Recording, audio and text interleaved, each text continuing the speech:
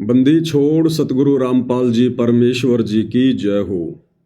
परम पिता परमात्मा सारी सृष्टि के रचनहार कुल मालिक असंख्य ब्रह्मांडों के स्वामी जगत गुरु तीनों लोकों में प्रवेश करके सबका धारण पोषण करने वाले राजाधिराज आत्माधार नाथों के नाथ देवों के देव महादेव सर्वेश्वर महेश्वर मृत्युंजय अजरो अमर आदि अनादि सनातनी प्रभु जगत पिता जगदीश्वर श्री श्री 1008 की उपाधि के वास्तविक अधिकारी अकाल मूर्त सौद स्वरूपी राम वासुदेव सर्वगतम ब्रह्म परम पूज्य प्रथम पूज्य परम संत परम पुरुष परम धनी परम दयालु सत्य कबीर हक्का कबीर अल्लाहु कबीर अल्लाहु अकबर बाखबर अल्लाह ताला जगत के तारणहार जगत के मुक्तिदाता जगत के जगन्नाथ हारे के सहारे हिंदुओं के राम मुसलमानों के अल्लाह सिखों के वाहिगुरु ईसाइयों के मसीह दया के सागर दयानिधि करुणा के सागर करुणानिधि स्वयंभू परिभू संकट मोचन कष्ट हरण मंगल करण दुख भंजन अविगत कबीर निर्विकार निर्विषम परमात्मा अलय अलेख सतगुरु आदि अनादि सतगुरु असली मर्यादा पुरुषोत्तम असली राम असली कृष्ण असली घनश्याम असली मुरारी राजाओं के राजा महाराजाओं के महाराजा शहंशाहों के शहंशाह सम्राटों के सम्राट भगवानों के भगवान अल्लाहों के अल्लाह प्रभुओं के प्रभु मसीहाओं के मसीह सच्चे वाहिगुरु बाबाओं के बाबा पीरों के पीर सेठों के सेठ जगत सेठ सावड़सा सेठ सर्वगुण संपन्न अनंत कोटि कलाओं के स्वामी अनंत कोटि ब्रह्मांडों के नायक योगियों में महायोगी ध्यानियों में महाध्यानी सिद्धों में परम सिद्ध ज्ञानियों में तत्वज्ञानी ब्रह्मज्ञानी महाज्ञानी परम ज्ञानी सर्वश्रेष्ठ ज्ञानी विज्ञानी युवा कबीर समर्थ कबीर असमवात अमित ओजा सच्चे रहनुमा करीम अल्लाह सुभान अल्लाह दुनिया के अंतिम पैगंबर 8 सितंबर 1951 से गांव धनाना जिला सोनीपत हरियाणा भारतवर्ष की पावन भूमि पे प्रकट रियल कल की भगवान श्री नारायण साकार हरि श्री बाबा साहेब नूर अनंत परमात्मा सच्चे दरवेश सच्चे बाखबर गरीब निवाज संत श्रोमणी सतगुरु रामपाल जी परमेश्वर जी के चरण कमल में साध संगति से जुड़े हुए देश विदेश से आप और हम सभी सत्सेवक भाई बहनों का अनंत कोटि दंडवत प्रणाम। सत्साई भाई और बहनों, बहुत बड़ी दया बहुत बड़ी मेहर पूज्य गुरुदेव भगवान की परमेश्वर रामपाल जी की, जिनके शुभ आशीर्वाद से विशेष आशीर्वाद से आप और हम सभी साध संगति से जुड़े हुए सत्सेवक भाई बहन ज्ञान को आधार बनाकर हर प्रकार से संघर्ष करते हुए इस मोक्ष मार्ग पर गुरुदेव भगवान के अमर तत्व ज्ञान को आधार बनाकर दृढ़ता के साथ निरंतर दिन प्रतिदिन आगे की ओर ही बढ़ रहे हैं। भाई और बहनों, इस कलयुग की बिचली पीढ़ी में परमेश्वर रामपाल जी की जो विशेष रजा विशेष मेहर छप्पर फाड़ उनके सत्सेवक बच्चों के ऊपर है, आज इस 21 ब्रह्मांड में किसी के ऊपर नहीं है। तो भाई और बहनों, आप और हमने इस रजा को इसी प्रकार से मर्यादाओं में रहकर गुरु को परमेश्वर मानकर अपने हृदय में बैठाकर ज्ञान को आधार बनाकर बरकरार रखना है। भाई और बहनों,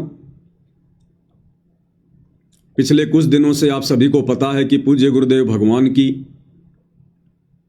काल प्रेरित सतलोक आश्रम मैनेजमेंट हरियाणा वालों के द्वारा जो गुरु को मानुष मानते हैं और अपने ही राजनीतिक प्रयासों के चलते उनको बाहर निकालने का सपना देख रहे थे, परमेश्वर ने उनके उन राजनीतिक उन प्रयत्नों पर पानी फेर दिया। कुछ दिन पहले इन्होंने हिसार कोर्ट में याचिका लगाई थी बेल के लिए, जमानत के लिए। तो पूज्य गुरुदेव भगवान ने जज को प्रेरणा करते हुए और आज 25/9/2025 को वो जमानत याचिका रद्द करवा दी। ये कोई सामान्य घटना नहीं है भाई और बहनों, क्योंकि इन लोगों ने राजनीतिक प्रयास करके, क्योंकि पिछले 2-3 वर्षों से गुरुदेव भगवान का जो कलयुगी परिवार है, उनके दोनों बेटे हैं, वो किस कदर हरियाणा में बीजेपी सरकार के मुरीद बने हुए हैं। संगत की मर्यादा तोड़वाने से भी पीछे नहीं हट रहे। मुख्यमंत्री की रैली में, प्रधानमंत्री की रैली में तुरंत हरियाणा रोडवेज की बसें बुलाकर आश्रमों में और संगत को बैठा देते हैं भीड़ के रूप में। तो इन लोगों के राजनीतिक प्रयासों के चलते भी पूज्य गुरुदेव भगवान ने जमानत याचिका स्वीकार नहीं की। अन्यथा विचार करो भाई और बहनों, हाई कोर्ट ने लगातार 2 मुकदमों में सजा को भी सस्पेंड करते हुए और निचली कोर्ट पर छोड़ दिया कि निचली कोर्ट चाहे तो संत रामपाल जी को जमानत दे सकती है, बेल दे सकती है। और अगर हाई कोर्ट ने आसानी से जमानत दे दी है, अपनी तरफ से हरी झंडी दिखा दी है, सजा को भी सस्पेंड कर दिया है समय से पहले, तो सोचो भाई और बहनों, फिर निचली जो अदालत है, डिस्ट्रिक्ट जो कोर्ट है, वो तो बड़ी आसानी से जमानत दे दे, बड़ी आसानी से। और आज हिसार की अदालत ने परम पूज्य परमेश्वर सतगुरु रामपाल जी की जमानत को स्वीकार करना था, लेकिन भाई और बहनों, अभी वो ठीक का समय नहीं आया है पूज्य गुरुदेव भगवान के बाहर आने का। इसलिए गुरुदेव ने स्वयं जज में प्रेरणा करते हुए और जमानत याचिका खारिज करवा दी। भाई और बहनों, इन आश्रम वालों ने तो सारे प्रयत्न किए। ये आश्रम वाले तो चाह रहे थे कि गुरुजी आ जाएं, गुरुजी आ जाएं। इतने दिनों से संगत को भ्रमित कर रखा है, हम तैयारियों में लगे हुए हैं।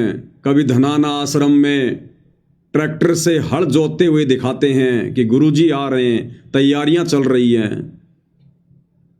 कभी गुरुजी के विश्राम के लिए धनाना आश्रम में एक 2 मंजिला इमारत बन रही है, उसको दिखाते हैं बार बार कि गुरुजी आ रहे हैं, गुरुजी आ रहे हैं।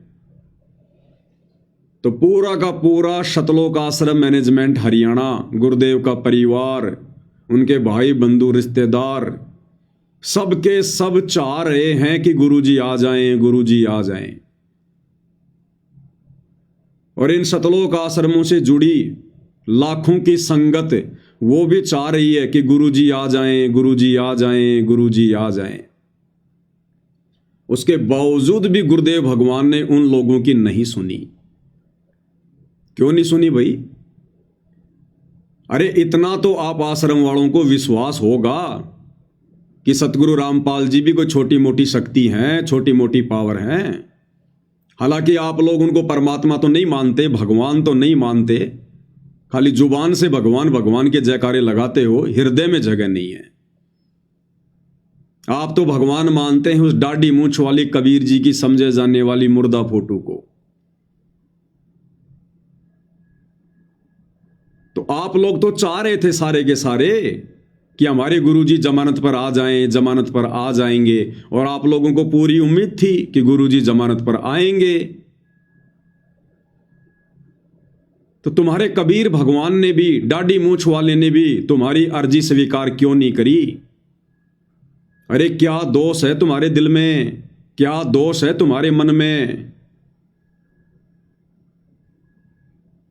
अरे तुम दुनिया में ढिंडोरा पीटते हो कि कबीर भगवान समर्थ है, कबीर भगवान समर्थ है, कबीर भगवान जो चाहे सो कर दे, 14 कोटि दूत यम डर ही, ऊत भूत जम त्रास निवारे, चित्रगुप्त के कागज फारे।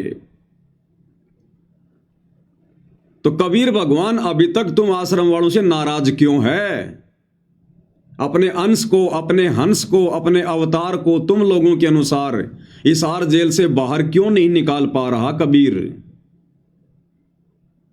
अरे क्या कमी रह गई आश्रम वालों तुम्हारे अंदर? तुम्हारी भक्ति में, तुम्हारी श्रद्धा में, तुम्हारी मर्यादाओं में, तुम्हारे समर्पण में? क्या कमी रह गई? विचार करो बैठकर, 2 मिनट चिंतन मनन करो संसार से हटके। क्यों नहीं सुनी भगवान ने तुम्हारी? ना तुम्हारे गुरु ने सुनी, ना तुम्हारे भगवान ने सुनी तुम्हारी, जबकि तुम्हारा गुरु समर्थ, तुम्हारा भगवान समर्थ। और जज इतना बड़ा हो गया कि तुम्हारे भगवान के रहते सहते, तुम्हारे गुरु के रहते सहते, और जज ने जमानत कैंसिल कर दी। क्या कमी है तुम्हारे अंदर? वो तो आ सकते हैं ना। अरे सतगुरु जो चावे सो करही, भरम पड़ो मत कोई, सेव धड़ पर शीश चढ़ाया पाछे करी रसोई।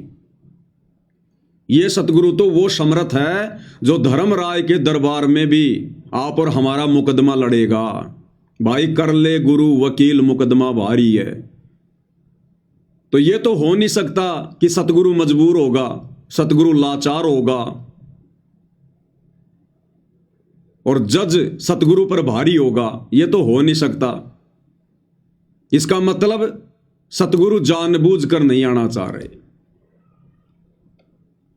अब क्यों नहीं आना चाह रहे भाई सतगुरु? इसका मतलब संगत में कमी है, संगत के विश्वास में कमी है, संगत की भक्ति में कमी है, संगत की मर्यादाओं में कमी है, जो अभी तक अपने गुरुदेव भगवान को प्रसन्न करने योग्य नहीं बनी है। आप आश्रम वालों से गुरुदेव भगवान प्रसन्न नहीं है, क्योंकि बाहर निकालने का प्रयास तो तुम लोग करवा रहे हो ना, जमानत तो तुम लोग लगवा रहे हो ना। तो भगवान तो आने को तैयार है, अपने बच्चों को गले से लगाने को तैयार है, फिर क्यों नहीं आ रहे? क्योंकि अभी तुम आश्रम वाले भगत नहीं बने। अभी तुम व्यभिचारणी भक्ति कर रहे हो, वैश्या भक्ति कर रहे हो। अभी तुम पतिव्रता पद पर नहीं आए। अभी तुम्हारे हृदय में गुरु परमात्मा के रूप में नहीं समाया। अभी तुम्हारा आचरण दोगला है। तुम्हारे विचार जगत वालों से भी गए गुजरे हैं। इसलिए सतगुरु अभी बाहर नहीं आना चाह रहे कि क्या करूंगा बाहर जाकर। अगर मैं बाहर चला भी गया तो संगत का क्या सुधर गया? जैसी मैं संगत को 2014 बरवाला कांड के समय छोड़ के गया था, उससे भी ज्यादा गई गुजरी हो चुकी है। जैसा मनमाना आचरण मेरे परिवार वाले ये कोऑर्डिनेटर बरवाला कांड के समय कर रहे थे, उससे भी कई गुना ज्यादा मनमाना आचरण बरवाला कांड के बाद इन लोगों ने शुरू कर दिया। तो सतगुरु फिर क्या करेगा बाहर आकर? मूर्खों के बीच में आने से अच्छा है हिसार की जेल की 4 दीवारी में बैठकर कम से कम कैदियों को ज्ञान समझाया जाए। सतगुरु को भी इस बात का डर है, इस बात का भय है कि 2014 में तो इन्होंने बरवाला कांड करवा दिया, क्योंकि एक ही आश्रम था बरवाला, इसलिए बरवाला कांड हुआ। आश्रम वालों की मनमानी हरकतों के चलते, काल प्रेरणा के चलते। और गुरु को पता है अब तो इन मंद बुद्धियों ने मेरे नाम से 11 आश्रम खोल दिए, 11 आश्रम। और यदि इन लोगों की इन्हीं मूर्खता के बीच में अगर मैं जमानत पर बाहर आ गया, तो अब तो किसी दिन तो धनाना कांड होगा, किसी दिन धनुषा कांड होगा, किसी दिन सोजत कांड होगा, किसी दिन श्यामली कांड होगा, किसी दिन खमाणो कांड होगा, किसी दिन मुंडका कांड होगा। अभी तक तो एक ही कांड हुआ था, और अब ना जाने कितने कांड और करवाएंगे ये गुरु को मानुष मानकर, अपना वही घटिया रवैया अपनाकर। तो सतगुरु ने निर्णय लिया कि अभी बाहर नहीं जाएंगे। अन्यथा सतगुरु तो समर्थ है। अरे आप आश्रम वालों के अनुसार सन 2018 में सतगुरु रामपाल जी ने जानबूझकर अपनी सजा करवाई, जानबूझकर। ये बात मैं इसलिए कह रहा हूं क्योंकि बहुत सारे नादान, साथ संगतियों से ईर्ष्या करने वाले, नफरत करने वाले यही रोजना रोएंगे कि देखो ये पवन दास कैसी मूर्खता भरी बातें करता है। कह रहा है कि गुरुजी ने खुद अपनी जमानत कैंसिल करवाई है। हाँ भाई, खुद ही करवाई है। तुम लोगों के अनुसार ही बात कर रहा हूं मैं। जब 2018 में गुरुदेव भगवान को कोर्ट के द्वारा सजा सुनाई जानी थी, तो उस समय आप ही सतलोक आश्रम वालों ने सजा के दूसरे ही दिन, उस सजा के दूसरे ही दिन ये पीला पर्चा निकाला था। तुम लोग तो पीला पर्चा डाल के भूल जाते हो, लेकिन ये पवन दास तुम्हारे सारे रिकॉर्ड रखता है, सारे रिकॉर्ड टोटली। तो ये पीला पर्चा जो तुम सतलोक आश्रम वालों ने 16/10/2018 को निकाला था, जिस दिन गुरुदेव को सजा हुई थी उसके दूसरे दिन, और क्या लिखा था तुम लोगों ने? सत साहिब जय बंदी छोड़ की सतगुरुदेव जी की जय, तारीख 16/10/2018। जैसा कि संत रामपाल जी महाराज जी ने बार बार सत्संग के माध्यम से बताया है कि इस पृथ्वी पर स्वर्ग बनाना है, लेकिन आज की स्थिति को देखते हुए अभी बहुत कुछ सिस्टम ठीक करना है। इस सिस्टम को ठीक करने के लिए गुरुदेव जी को बहुत सी परिस्थितियों से गुजरना होता है।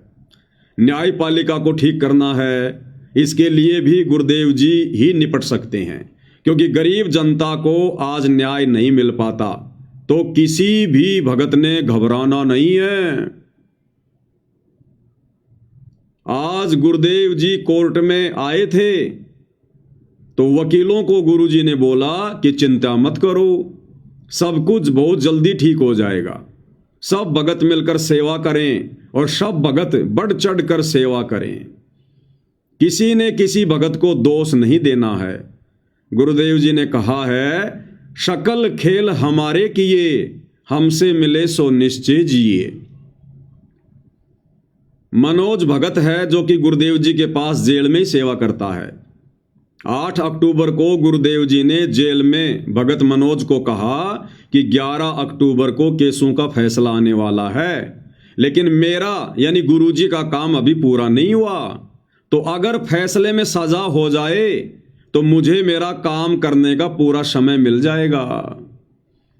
फिर जब 11 अक्टूबर को संत रामपाल जी दोषी करार होकर वापस जेल में आए तो फिर मनोज भगत को जेल में कहा कि अब मैं खुश हूं कि मुझे सजा हो गई। परमात्मा कबीर ने अब मुझे फिर समय दे दिया मेरा काम पूरा करने का। ये सब बातें मनोज भगत ने जेल में अपने परिवार वालों को मिलाई पर बताई। तो ठीक इसी प्रकार आप लोग जो लिख रहे हो इस पीले पर्चे में कि गुरुदेव भगवान ने कहा कि बहुत अच्छा हुआ, मैं बहुत खुश हूं, परमात्मा ने मुझे समय दे दिया, मेरी सजा करवा दी, क्योंकि अभी मेरा काम पूरा नहीं हुआ, अभी तो मुझे न्यायपालिका को ठीक करना है। तो ठीक इसी प्रकार भाई और बहनों, आज 25/9/2025 को सतगुरु रामपाल जी ने खुद जानबूझकर जज में प्रेरणा करके अपनी जमानत कैंसिल करवाई है, क्योंकि अभी सतगुरु रामपाल जी का कार्य पूरा नहीं हुआ है। अभी बाहर संगत ने मूर्खता नहीं छोड़ी है। दुनिया वालों को तो मुक्ति की चिंता नहीं है, आश्रम से जुड़े भगत समाज को भक्ति की चिंता नहीं है, तो अभी सतगुरु का काम पूरा नहीं हुआ। सतगुरु हम जानवरों को इंसान बनता हुआ देखना चाहते थे कि मेरे रहते सहते तो ये भगत नहीं बने, इंसान नहीं बने, कम से कम मेरे जेल जाने के बाद ही थोड़ा बहुत सबक लेंगे, शिक्षा लेंगे, इनको अपनी गलतियों का पछतावा होगा, नाक रगड़ रगड़ के माफी मांगेंगे, आगे गलतियां करने से बचेंगे। लेकिन सब कुछ उसके विपरीत, पहले से बढ़ चढ़ के गलतियां, बढ़ चढ़ के राजनीतियां, बढ़ चढ़ के मनमाना आचरण, बढ़ चढ़ के पाखंड। अब खाओ तुम लड्डू जलेबी आराम से इन आश्रमों में, सतगुरुदेव भगवान नहीं आने वाले। सतगुरुदेव भगवान तो उस विधि से आएंगे जिस विधि से उन्होंने साध संगति के माध्यम से वीडियो बनवा दिए हैं। अभी तो बहुत कुछ होना बाकी है। अभी तो संगत की छटनी चल रही है, फिर संगत की चटनी होगी। विनाशकारी समय नजदीक आ रहा है। देश दुनिया में हाहाकार मचेगी। पूरी दुनिया प्राकृतिक आपदाओं से घिरेगी। तरह तरह की बीमारियां आएंगी। दुनिया को नानी याद आएगी। ये नेता मंत्री ये देश छोड़ छोड़ के भाग खड़े होंगे। पूरे देश में मिलिट्री शासन लागू होगा। और जब ये बड़े बड़े लोग अपनी जान बचाने के लिए सतगुरुदेव भगवान के पास हिसार जेल में जाएंगे, नाक रगड़ेंगे, मिन्नतें करेंगे, उस समय ये परमात्मा फिर बिना किसी चमत्कार के, बिना किसी जमानत के, बिना किसी जजमेंट के हिसार जेल से बाहर आएंगे। आप लोग साथ संगति की वीडियो नहीं देखते क्या? तुम लोगों ने सोचा कि हाई कोर्ट से गुरुजी को हरी झंडी मिल गई, अब हिसार कोर्ट कौन सी बड़ी चीज है, जमानत हो ही जाएगी। और दास ने उसी समय 2 वीडियो बना दिए थे कि अभी गुरुजी नहीं आएंगे। तुम्हारे वकीलों को भी उम्मीद नहीं थी कि यह जमानत कैंसिल हो जाएगी, लेकिन दास ने पहले ही वीडियो बना दिए थे कि तुम कितना प्रयास कर लो, तुम्हारे राजनीतिक हथखंडों के माध्यम से ये परमात्मा हिसार जेल से बाहर आकर अपनी हंसी नहीं करवाएगा, अपनी बेइज्जती नहीं करवाएगा, अपने आप को मानो साबित नहीं करवाएगा। ये फाइनल गेम है, फाइनल गेम। ये अपने हिसाब से आएगा। और गुरुदेव भगवान को भली भांति पता है कि सन 1994 से मैंने जो ये बाग लगाया है, भक्ति रूपी बाग, और 2014 के बाद मैंने जो साध संगतियां शुरू की हैं, अपना यथार्थ 13वां कबीर पंथ शुरू किया है, केवल वही आत्माएं मुझे परमात्मा मानती हैं, परमेश्वर मानती हैं। और पिछले 4 युगों से मैं जिस प्रकार के भक्ति भाव अपने भक्तों से चाहता था कि भगत ज्ञान को आधार बनाएं, गुरु को परमात्मा माने, मानुष मानने की गलती ना करें, संसार से मुंह मोड़ लें, मर्यादाओं के लिए संसार से अड़ जाएं, लड़ जाएं प्यार प्रेम से, और एकमात्र टारगेट मोक्ष का बना लें। केवल साध संगतियों में ही वो आत्माएं हैं। और घर घर में परमेश्वर ने वो प्रोसीजर शुरू करवा रखी है, गुरु को परमेश्वर मनवाकर गुरुदेव भगवान की आरती उतारना, गुरुदेव को चवर करना, गुरुदेव को भोग लगाना, एकमात्र उन्हीं का जयकारा लगाना, एकमात्र उन्हीं को दंडवत करना, एकमात्र उन्हीं की फोटो रखना, हर प्रकार से मर्यादाओं में रहना, ज्ञान को आधार बनाना, घर को आश्रम बनाना। तो जो ये बाग 2014 के बाद गुरुदेव भगवान ने लगवाया है, तो क्या गुरुदेव भगवान को इस बात का नहीं पता कि अगर मैं इस समय जमानत पर बाहर आ जाता हूं तो मेरी जमानत कौन करवा रहे हैं? ये आश्रम वाले करवा रहे हैं। और आश्रम वाले मुझे क्या मानते हैं? अपने जैसा जीव, मानुष, मां के गर्भ से जन्म लिया हुआ प्राणी। ना इनकी कोई मर्यादा ठीक है, ना इनके भक्ति भाव ठीक हैं, ना इनके दिल में कोई तड़प है, ना कोई कशक है। ये तो खा रहे हैं लड्डू जलेबी बर्फी पिछले कई वर्षों से। गुरु जेल में दाल रोटी खाए तो खाए, ये तो खाएंगे लड्डू जलेबी बर्फी। आश्रमों में घूमेंगे फिरेंगे, मनोरंजन करेंगे, कबीर का झोपड़ा देखेंगे, सेल्फियां लेंगे, जुलाहों का कुआं देखेंगे, नकली मिट्टी की गाय बैल बांधेंगे, लहर तारा तालाब बनाएंगे, राजनेताओं से साठगांठ करेंगे, जगत वालों से यारी दोस्ती रिश्तेदारी निभाएंगे, झूठा भाईचारा निभाएंगे, कदम कदम पे मर्यादा तोड़ेंगे। तो गुरुदेव को इस बात का नहीं पता कि अगर मैं जेल से बाहर आ गया तो जाऊंगा कहां? यही लोग लेके जाएंगे मुझे, और वहां लेके जाएंगे जिन आश्रमों को इन्होंने राजनीति का अड्डा बना रखा है। और यदि मैं वहां चला गया तो जो बाग मैंने सात संगतियों के माध्यम से लगाया है, मैंने अपनी विशेष आत्माओं को छांटा है सतलोक के लिए, जिनकी ट्रेनिंग चल रही है सात संगति में। वो आत्माएं भी विचलित हो जाएंगी, डगमग हो जाएंगी, और मेरे 40 लाख वर्षों की मेहनत पानी में मिल जाएगी। सतयुग से लेकर वर्तमान समय की मेहनत है। इसलिए गुरुदेव भगवान ने जमानत कैंसिल करवाई है, जमानत कैंसिल। तो परमेश्वर ने जो भगत तैयार किए हैं ना सतलोक के लिए, साध संगति से जोड़कर, परमात्मा उन आत्माओं को टूटता हुआ नहीं देखना चाहते। और अंतर्यामी परमात्मा को भली भांति पता है कि अगर मैं इनके आश्रमों में चला भी गया तो वो मेरी प्यारी आत्माएं इन आश्रमों में नहीं आएंगी। वो उसी प्रकार से ज्ञान को आधार बनाकर गुरु को शब्द रूप में विराजमान करके अपने घर पर भक्ति करेंगी। इन आश्रमों की तरफ वो झांक कर भी नहीं देखेंगे, झांक कर भी।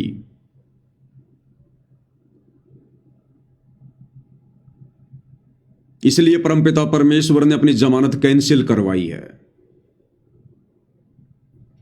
और गुरुदेव को पता है यदि मैं इन आश्रमों में आ गया तो इन लोगों का सुधर क्या गया। इनकी तो वही घटिया आदतें, मनमाना आचरण, गुरु को मानुष मानना।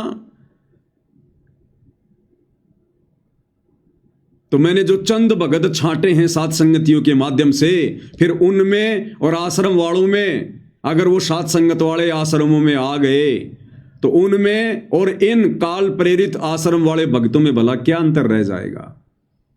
क्योंकि साध संगत वाले अगर आश्रमों में जाएंगे तो आश्रमों के अनुसार ही भक्ति करनी पड़ेगी, फिर से गुरु को मानुष मानना पड़ेगा, फिर से आपने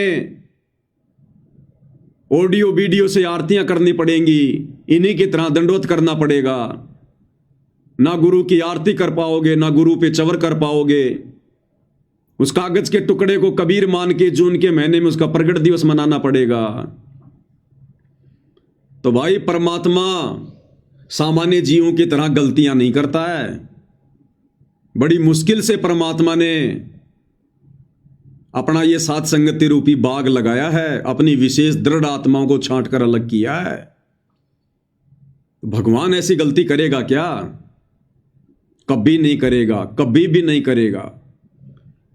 तो ये परमात्मा उस समय तक नहीं आएगा जिस समय तक, नोट कर लो अगर पेन है जेब में और डायरी है आश्रम वालों, तो ये वचन नोट कर लो जो परमात्मा बुलवा रहे हैं। सतगुरु रामपाल जी भगवान उस समय तक हिसार जेल से बाहर नहीं आएंगे जिस समय तक इन आश्रमों से जुड़ी हुई ये नादान संगत, मूर्ख संगत, भेड़ चाल में चलने की आदी हो चुकी संगत, सतगुरुदेव के ज्ञान को आधार बनाकर साध संगति से जुड़े भाई बहनों की तरह, जब तक ये संगत हृदय से गुरु को परमात्मा मानने नहीं लग जाएगी, सारी फोटोएं हटाकर एकमात्र अपने घर पर, अपने दरबार पर, अपने लॉकेट में अपने पूज्य गुरुदेव भगवान की नहीं लगा लेगी,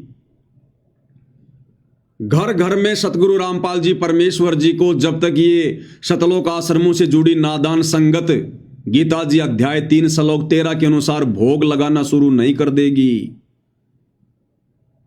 और घर घर में सत्सेवक भाई बहनों की तरह ये 5 दीपक वाली थाली लेकर परमेश्वर के विधान अनुसार पाती पंच पोप कर पूजा और देव निरंजन और न दूजा, जब तक घर घर में गुरुदेव भगवान की आरती उतरना शुरू नहीं हो जाएगी, जब तक घर घर में गुरु को परमेश्वर मानकर तीनों समय की आरती के समय या दोनों समय की आरती के समय भोग लगाते समय ये चौवर राम होना शुरू नहीं हो जाएगा, गुरुदेव को परमेश्वर मानकर। और जब तक ये नादान संगत जो इन सतलोक आश्रमों से जुड़ी हुई है और इन सतलोक आश्रम के कोऑर्डिनेटरों ने, आश्रम संचालकों ने, गुरुदेव के परिवार वालों ने काल प्रेरणा से जो संगत की मर्यादाएं तोड़वाई हैं, संगत की भक्ति बर्बाद करवाई है, जब तक ये नादान संगत ज्ञान को आधार बनाकर इन लोगों का बहिष्कार करना शुरू नहीं कर देगी, अपने अपने कोऑर्डिनेटरों से, नामदान संचालकों से सवाल जवाब करना शुरू नहीं कर देगी, तब तक भाई और बहनों परमेश्वर दया नहीं करेंगे, नहीं करेंगे। और यह संगत यदि ऐसा नहीं करेगी तो फिर परमेश्वर अपनी विधि से आएंगे और नादान संगत की चटनी होगी, चटनी। युग परिवर्तन के समय में चटनी। परमात्मा चाहने वाली आत्माओं को तुम लोगों ने गुरु को मानुष मानकर उल्टी सीधी शिकायतें करके गुरुद्रोही साबित करवा दिया, गुरुद्रोही घोषित करवा दिया। क्या बीती होगी उस अंतर्यामी परमात्मा के दिल पर जब उन्होंने अपनी विशेष प्यारी आत्माओं को गुरुद्रोही कहा होगा। तुम लोगों की मूर्खता को देखकर अपने दिल पर, अपने कलेजे पर परमात्मा ने पत्थर रखकर अपने बच्चों को गुरुद्रोही कहा है। क्या उस परमात्मा को नहीं पता? भगवान बदल नहीं गया, भगवान वही है जो 650 साल पहले था। वही कबीर भगवान है वर्तमान में धरती पर, परम पूज्य सतगुरु रामपाल जी के रूप में। और क्या बताया गुरुदेव भगवान ने जब ये 650 साल पहले आए थे उस स्वरूप के विषय में, कि लोगों ने उनके साथ में कैसी कैसी बदतमीजियां की, ठंडा पानी तक नहीं पीने दिया। उसके बावजूद भी उन्होंने किसी को उफ तक नहीं कहा, किसी को शराप नहीं दिया। किसको शराप दें? सब उन्हीं के तो बच्चे हैं।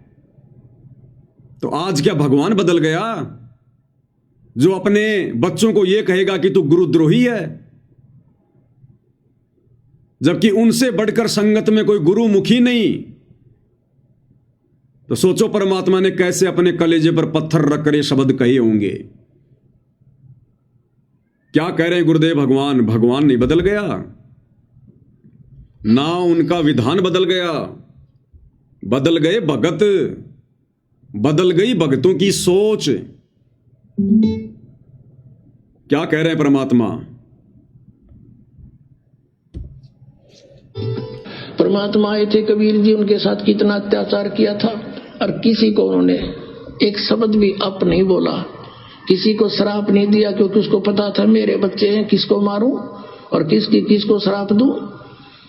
तो पुण्यात्मा यहाँ आप देख लो पिछले इतिहास से, किसी भी संत को जरा सा कुछ कह दे, श्राप दे दे, तेरा नाश होगा और उसकी वीरान मैटी हो जाए, अपना भी नाश किया उसने भक्ति का और वो अगले को भी दुख दे दिया। तो वो परमात्मा थे। तो इसी प्रकार इसी आधार से आपने इस मार्ग को आगे बढ़ाना है, दास का सहयोग देना है। क्या कह रहे हैं गुरुदेव? किसको श्राप दे वो परमात्मा? वो अन्य नकली साधु संतों की तरह नहीं होता, दुर्वासा की तरह नहीं होता, विश्वामित्र की तरह नहीं होता, चुनक ऋषि की तरह नहीं होता, जो जरा सा उनको कोई कुछ कह दे और श्राप दे दें, सामने वाले का सत्यानाश कर दें। ये गुरुद्रोही शब्द क्या है पता है तुम्हें? ये दुनिया का सबसे बड़ा श्राप है, सबसे बड़ा श्राप। अरे गुरुद्रोही होने के बावजूद 650 साल पहले परमात्मा ने कमाल को भी कभी गुरुद्रोही नहीं कहा, उस समय कभी गुरुद्रोही नहीं कहा। आज गुरुदेव भगवान बता रहे हैं कि वो गुरुद्रोही हो गया था, उस समय कबीर भगवान ने उसे गुरुद्रोही नहीं कहा। और आज जो आत्माएं गुरु को परमात्मा मान रही हैं, अपनी पलकों पे रखती हैं, उनके लिए अपनी जान हथेली पर लेकर चलती हैं, उनके वचन को निभाने के लिए समाज से संघर्ष कर रही हैं, उन आत्माओं को परमात्मा गुरुद्रोही की संज्ञा देंगे? आश्रम वालों, तुम्हारी बुद्धि भ्रष्ट है, बुद्धि भ्रष्ट। तो जब तक यह संगत लाल और लालड़ी की पहचान करने योग्य नहीं हो जाएगी, स्वयं निर्णय करने के योग्य नहीं हो जाएगी, अभी तक तो तुम आश्रम वाले भगत को नहीं पहचान पाए। भगत को, भगवान को क्या तुम खाक पहचानोगे? ये पवनदास तुम्हारे सामने पिछले 10 वर्षों से चिल्ला रहा है, मकान के किसी कोने में बैठ के नहीं, सोशल मीडिया पर, इंटरनेशनल चैनल है फेसबुक, इंटरनेशनल, और 10-15 हजार वीडियो बनवा दिए परमात्मा ने। अरे मेरे इतने वीडियो देखकर, अच्छे से मेरी रहनी करनी को देखकर, मेरे विचारों को देखकर, मेरे बोल वचनों को सुनकर, और 10 साल से तुम एक भगत की पहचान नहीं कर पाए कि गुरुद्रोही क्या होता है, गुरुद्रोही के क्या लक्षण बताए गुरुदेव ने। जो साथ संगत वाले भाई बहन गुरु की महिमा करते करते अपने मुंह का थूक सुखा लेते हैं, उनको तुम गुरुद्रोही कह रहे हो। और जो दिन रात राजनेताओं के चरणों में पड़े हुए हैं, गंदी राजनीति कर रहे हैं, वो गंदगी तुम लोगों को खिला रहे हैं, आन उपासना करवा रहे हैं तुम्हारे से, दर दर धक्के खिला रहे हैं तुम्हारे से, एक भी मर्यादा तुम्हारी सुरक्षित नहीं छोड़ी, दान धर्म तुम्हारा दुरुपयोग हो रहा है, उनको तुम गुरुमुखी कह रहे हो, परम भगत कह रहे हो। तो क्या करेंगे गुरुदेव भगवान जमानत करवा कर ऐसे मंद बुद्धियों के बीच में आकर, जिनको अभी तक केवल एक भगत की पहचान नहीं करनी आई, वो भगवान की क्या खाक पहचान करेंगे। तो परमेश्वर अब अपने हिसाब से आएगा, अपने हिसाब से, अपने हिसाब से, क्योंकि तुम्हारे को गुरुदेव ने मौका दिया तुम्हारे हिसाब से आने के लिए, तुम्हारी बरवाला कांड की गलतियों को माफ किया, नजरअंदाज किया, कोई बात नहीं, बच्चों से गलती हो गई, हो सकता है मेरे जेल जाने के बाद ये सुधर जाएंगे, संभल जाएंगे। बरवाला कांड किसकी देन है? राष्ट्रीय समाज सेवा समिति की, सतलोक आश्रम मैनेजमेंट हरियाणा की, इन कोऑर्डिनेटरों की, गुरुदेव के परिवार की। सारी की सारी व्यवस्था तो ये संभाल रहे थे, हथियारों की व्यवस्था करना, भक्तों को कमांडो बनाना, सरकारों के खिलाफ पुस्तकें लिखना, जजों को भड़काना, सारी व्यवस्था तो ये कर रहे थे। इन्हीं लोगों के कारण भक्तों की और प्रशासन की झड़प हुई, 6 भक्तों की मौत हुई और मुकदमा लगा सतगुरु रामपाल जी पर। सतगुरु रामपाल जी ने मारा है। सतगुरु रामपाल जी ने तुम्हें आदेश दिया था कि पुलिस वालों को आश्रम में मत आने दो, या मैं तारीख पर नहीं जाऊंगा, तुम कमांडो बन जाओ, हाथों में हथियार ले लो। अरे जिस भगवान ने पिछले 35 वर्षों से इन हाथों से कुकर्म छुड़वाकर दान करना सिखाया, इन हाथों को सामने वाले के सामने आदीनी से जोड़ना सिखाया, इन हाथों में सुमरणी पकड़ाकर मंत्र करना सिखाया, वो भगवान बरवाला कांड में तुम्हें उस कव्य जैसे काले काले कपड़े पहनाकर, हाथों में 6-6 फुट के डंडे देकर, बंदूकें देकर तुम्हारे को कमांडो बनाएगा, तुम्हें लड़ाकू बनाएगा, तुम्हें गुंडा और मवाली जो है वो बनवाएगा। सारा का सारा षड्यंत्र गुरुदेव के परिवार का, इन हत्याओं का जिम्मेदार गुरुदेव का परिवार, ये कोऑर्डिनेटर, और इनको अपनी गलती का जरा भी इनको मलाल नहीं है। अरे नाक रगड़ के माफी मांग लेनी चाहिए थी, नाक रगड़ रगड़ के, और कोर्ट में जाकर सरेंडर कर देना चाहिए था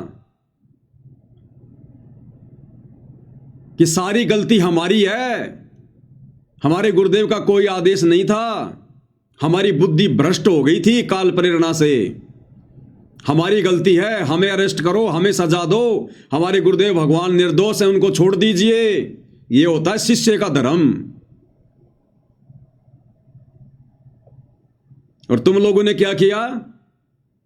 कोई 8 साल से भगोड़ा बन के घूम रहा है, कोई 10 साल से भगोड़ा बन के घूम रहा है, छुपते फिर रहे दर दर की ठोकर खाते हुए। कब तक छुपोगे?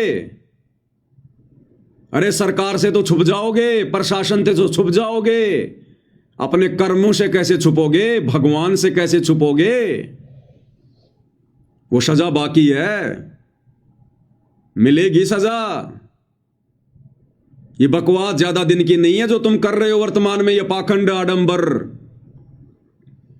पाप का घड़ा भर गया तुम्हारा, समय नजदीक है, बच नहीं पाओगे अब।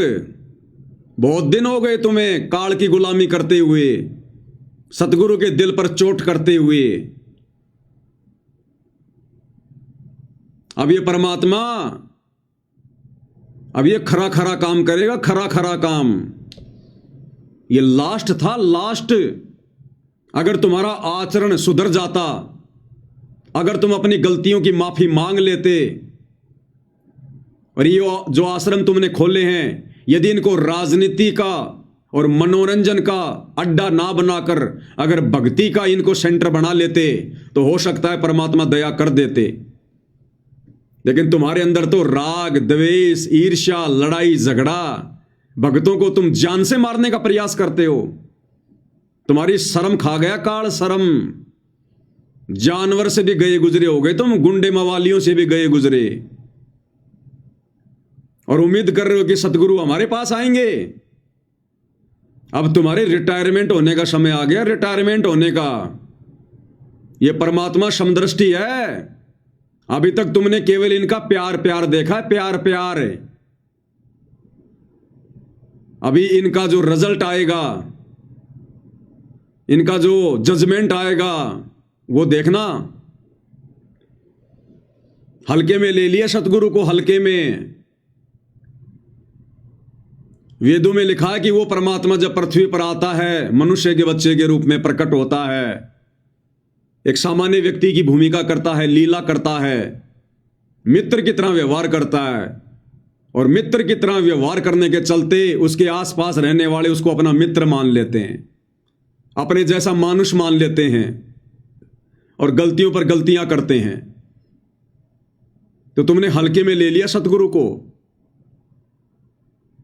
ये वही परमात्मा है जिसने त्रेता युग में हिरण्याकुश की छाती फाड़ी थी, जिसने त्रेता में रावण की नाभि में तीर मार के उसको मौत की नींद सुलाया था, द्वापर में कंस का वध किया था, और समय समय पर श्रृंगार करता रहता है यह परमात्मा।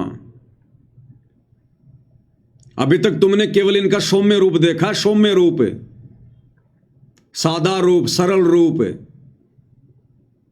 क्योंकि जब जब यह परमात्मा धरती पर तत्वदर्शी संत की भूमिका में आता है, एक संत की भूमिका में आता है, उस समय यह परमात्मा संत के अनुसार ही व्यवहार करता है।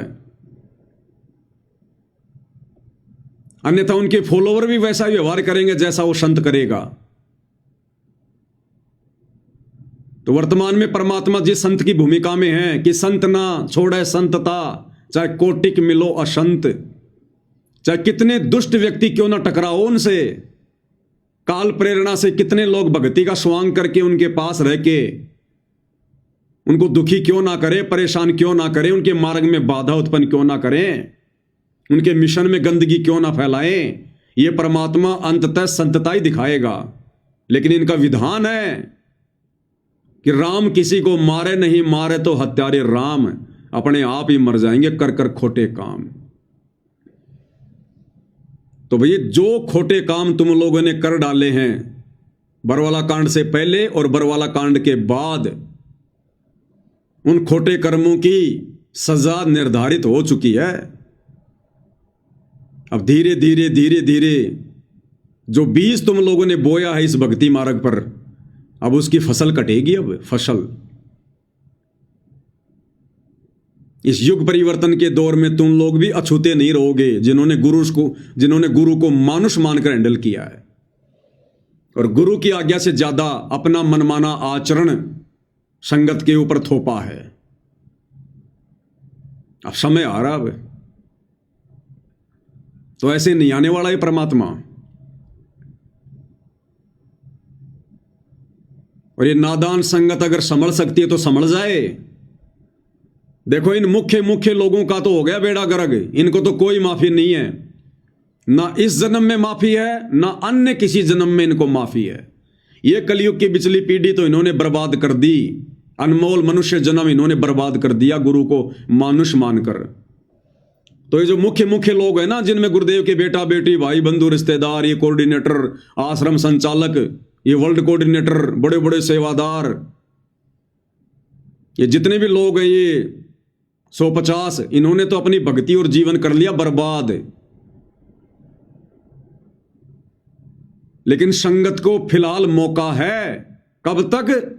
जब तक गुरुदेव भगवान हिसार जेल से बाहर नहीं आते हैं।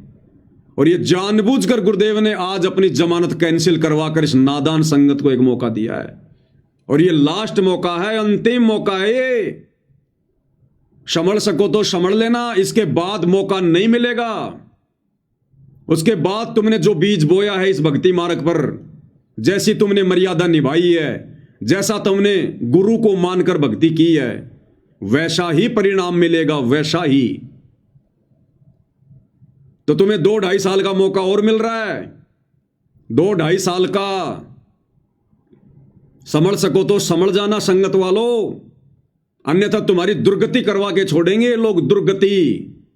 तुम्हें ना घर का ना घाट का धोबी का कुत्ता बना के छोड़ेंगे, धोबी का कुत्ता। तुम्हें हर प्रकार से इन लोगों ने बर्बाद कर दिया, हर प्रकार से। तुम्हारी भक्ति इन्होंने बर्बाद करवा दी, मर्यादा इन्होंने खंडित करवा दी, दान का इन्होंने दुरुपयोग करवा दिया। तुम्हें दर दर का भिखारी बना के छोड़ दिया, दर दर का भिखारी। तुम्हारे पास भक्ति की छींट भी नहीं है, मर्यादा सबकी खंडित है, गुरु जी का आशीर्वाद नहीं है। ये थोड़ी बहुत बैटरी जो तुमने चार्ज कर रखी है, थोड़े बहुत दिन मर्यादा में रह के भक्ति करके, कब तक चलेगी? गुरु के मार्ग में अंधे होकर चलने वालों की बैटरी भी जल्दी डिस्चार्ज होती है। तो दास तो भैया निवेदन कर सकता है, प्रार्थना कर सकता है, विनती कर सकता है।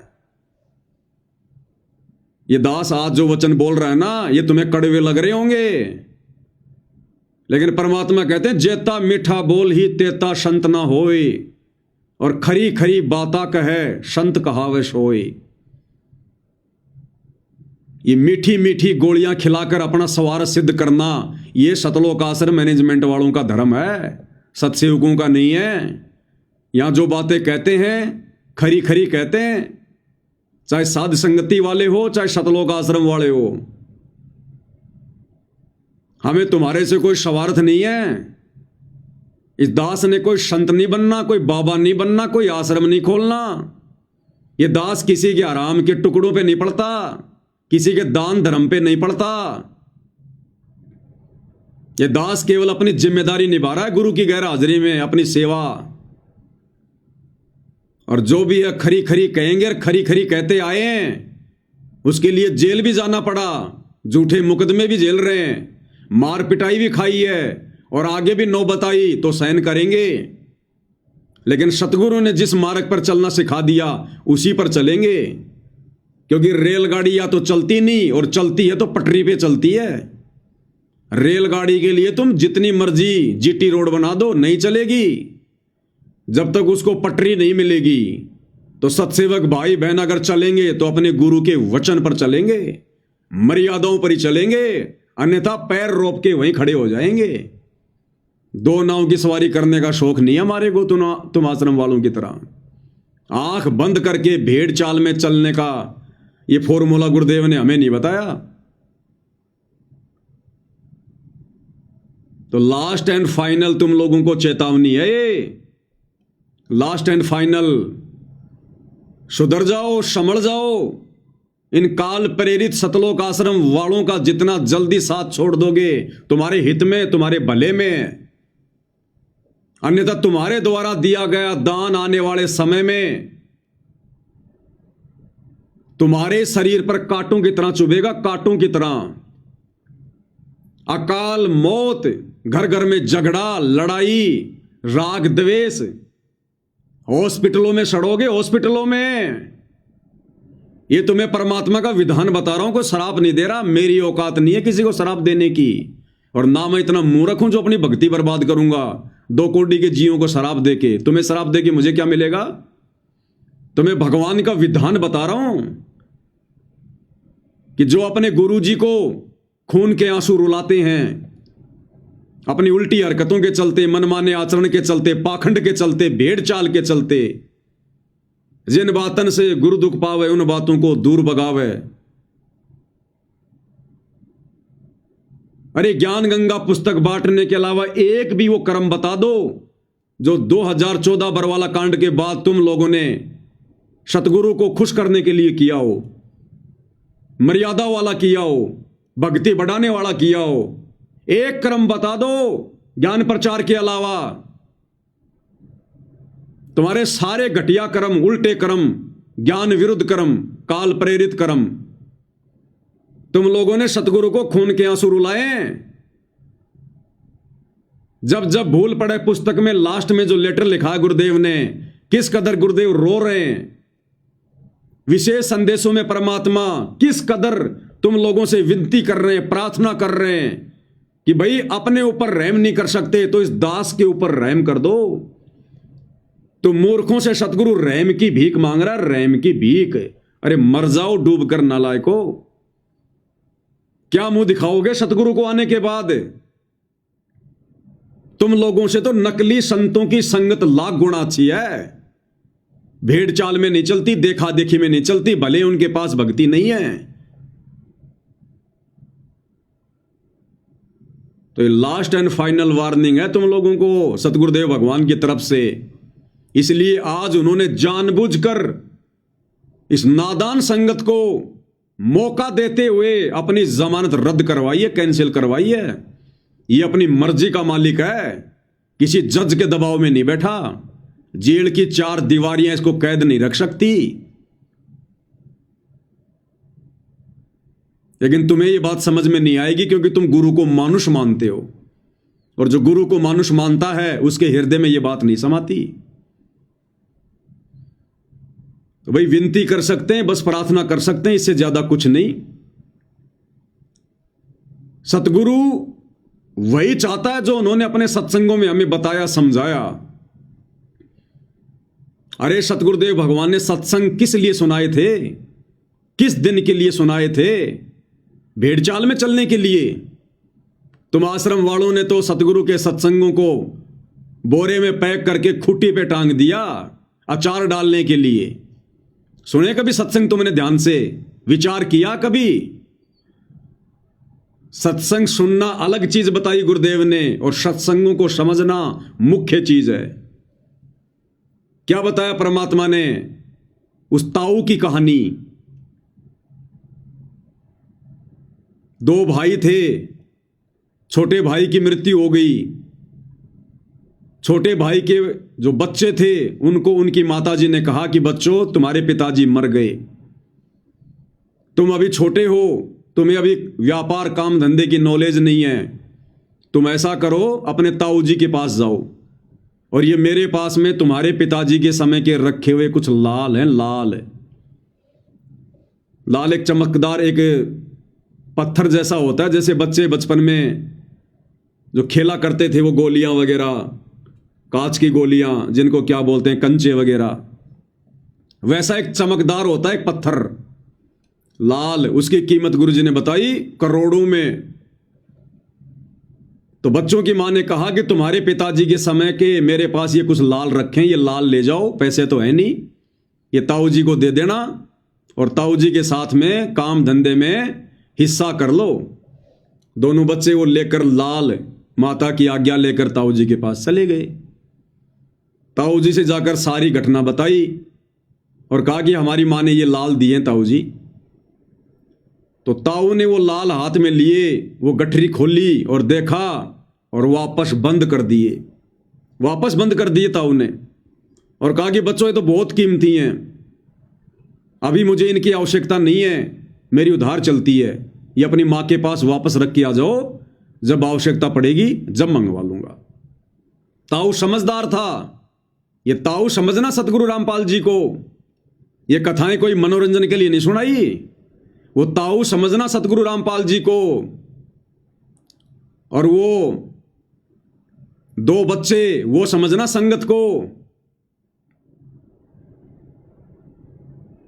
और वो लाल वो समझना इन काल प्रेरित सतलोक आश्रम मैनेजमेंट हरियाणा वालों को, जो ताऊ ने वापस दे दिए थे कि ले जा बेटा, ये बहुत कीमती है। तो और ताऊ ने बच्चों को देश विदेश घुमाना शुरू कर दिया, व्यापार धंधा सिखाना शुरू कर दिया। कई दिनों बाद में ताऊ ने कहा कि बच्चों ये लाल ले जाओ, और वो जो सेठ जी है ना जिससे अपन उधार सामान लेके आते हैं, उसके काफी उधार हो गई, तो तुम ये लाल ले जाओ और सेठ जी के जो उधार हो चूकती करके आओ। ठीक है ताऊ जी। दोनों लड़के चले गए,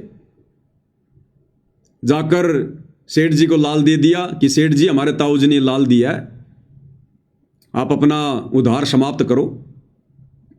सेठ ने एक जोहरी बुलाया जो लाल की जो परख करता था। जोहरी ने आकर देखा लाल को और कहा कि सेठ जी ये तो लाल नहीं है, ये तो लालड़ी है, लालड़ी। अरे लाल तो करोड़ों का होता है, ये लालड़ी तो 2 आने की भी नहीं है, 2 आने की भी। उन बच्चों ने भी देखा ध्यान से। सेठ ने अपने हाथ में पकड़ा और गली में फेंक दिए वो, और कहा कि ले जाओ इसे, धोखेबाज आदमी हो, मुझे ठगना चाहते हो। तुम्हारा ताऊ ऐसा दिखाई तो नहीं देता था, कब से हो गया ऐसा। वो दोनों बच्चे वो लालड़ी को उठाकर ढंग से देखते हुए और वापस आ गए ताऊ जी के पास, सारी बात बताई। ताऊ जी बड़ा चालाक था, बड़ा सयाना था, जानबूझ के लालड़ी दी थी, जानबूझ के। ताऊ जी ने कहा ओ बच्चों मेरे से गलती हो गई, धोखा लग गया, मैंने लाल की जगह तुम्हें लालड़ी दे दी। सेठ बिल्कुल ठीक कह रहा बच्चों। अच्छा एक काम करो, अब ये लाल ले जाओ, अब जाओ सेठ जी के पास। अब दोनों बच्चों ने फिर से लाल हाथ में लिया, लाल को ध्यान से देखा। वो परख कर रहे थे लाल और लालड़ी की, झटके लग रहे थे उनको। ताऊ यही चाहता था कि ये लाल और लालड़ी की पहचान कर लें, मुझे कहना ना पड़े।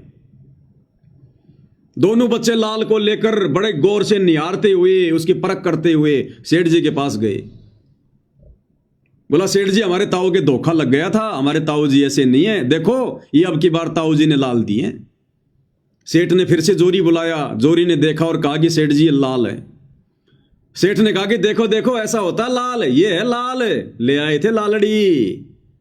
बच्चों को भी पता चल गया कि लाल कैसा होता है और लालड़ी कैसी होती है। वापस गए और कहा कि ताऊ जी हम दे के आ गए। कुछ दिनों बाद में फिर से ताऊ ने कहा कि बच्चों फिर से उधार हो गई, अब तुम एक काम करो, वो जो तुम्हारी माता जी के पास में जो लाल रखे हुए ना, वो लाल लेके आओ, वो सेठ जी को देंगे और सामान उधार लेंगे। दोनों बच्चे गए दौड़ते हुए। माँ से कहा माँ ने कहा आओ बच्चों बहुत दिनों में आए, खाना खाओ, भोजन खाओ। उन्होंने कहा कि नहीं माँ, भोजन बाद में खाएंगे, बहुत ज्यादा उधार हो गई है, एक काम कर वो लाल दे जो लाल तेरे पास रखे हुए हैं। तो माँ ने अंदर से निकाल के वो लाल उनको दे दिए, वो पोटली कपड़े में बांध रखी थी।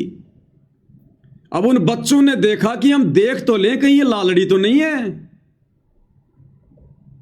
क्योंकि बच्चों को परख हो गई थी कि कहीं ताऊ जी के सामने हमारे को शर्मिंदा होना पड़े, हम चेक कर लें लालड़ी है कि लाल है ये।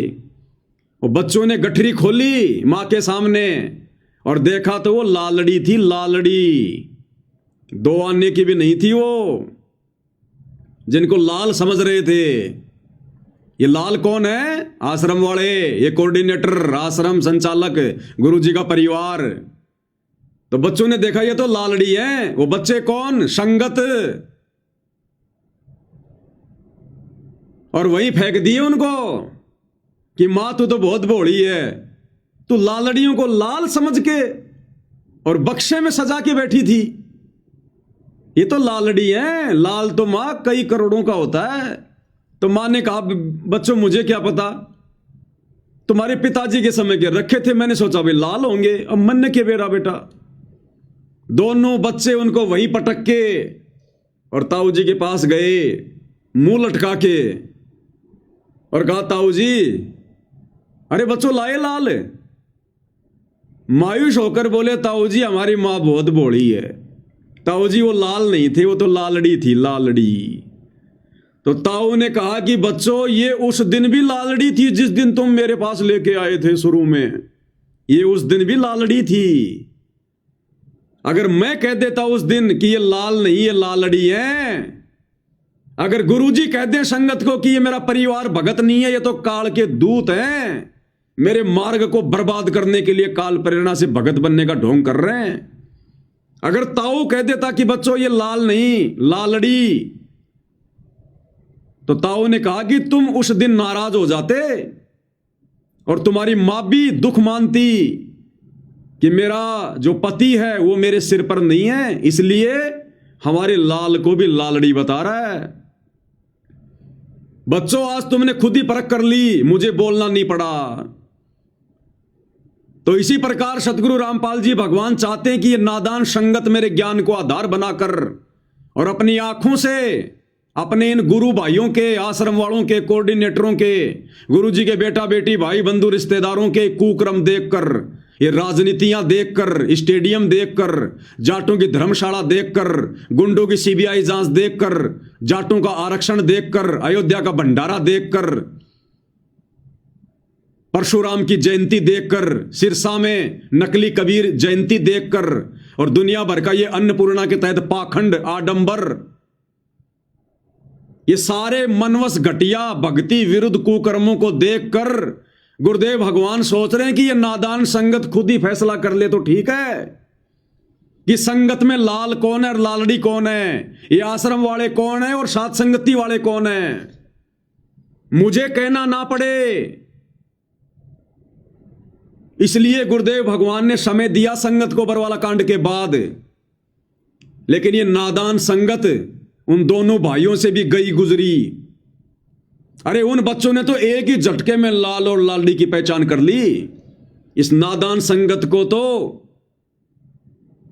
10 साल से ऊपर का समय हो गया, आज तक ये पहचान नहीं कर पा रहे कि सात संगत वाले भाई बहन कौन है और ये शतलोक आश्रम वाले कौन है, लाल कौन है, लालड़ी कौन है। गुरु नहीं बताना चाहता। अगर गुरु कह दे कि आश्रम वाले काल प्रेरित हैं, बच्चों ये भगत नहीं है, तो ये संगत वाले अपने गुरुजी में दोष देखना शुरू कर देंगे, दोष देखना। इसलिए गुरुजी नहीं चाहते कि मैं दोषी बनूं, मैं ये बुराई मोल लूं।